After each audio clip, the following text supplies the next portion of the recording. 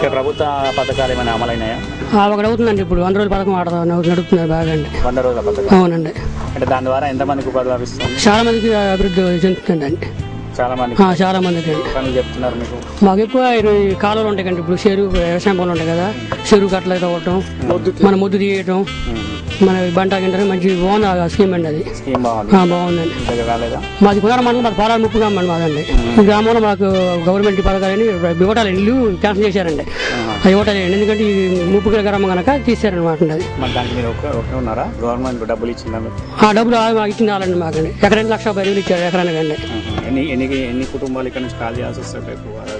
మా గ్రామాలు 340 కుటుంబం, ఈ గ్రామాలు అండి 340 కుటుంబాలు కాస్తాను అండి.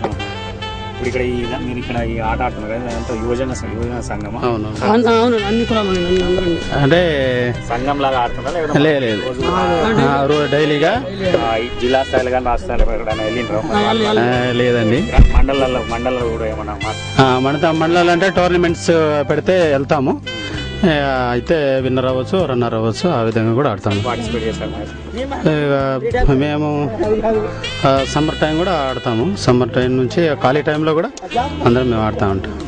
ఇక్కడ మేజర్గా అంటే ఉపాధి కావాలంటే యూత్ ఎక్కడికి వెళ్ళాల్సి ఉంటుంది? కొనవరం మాకు హెడ్ అండి, మండలం కాబట్టి అక్కడికి ప్రతి పని కూడా అక్కడికి వెళ్ళేసి చేయించుకొని వస్తూ ఉంటాం. మీరు అంటే ఏదైనా పనులు నేర్చుకోవాలన్నా, ట్రైనింగ్ నేర్చుకోవాలన్నా ఎక్కడ వెళ్ళాలి? కొనవరం వెళ్తాం.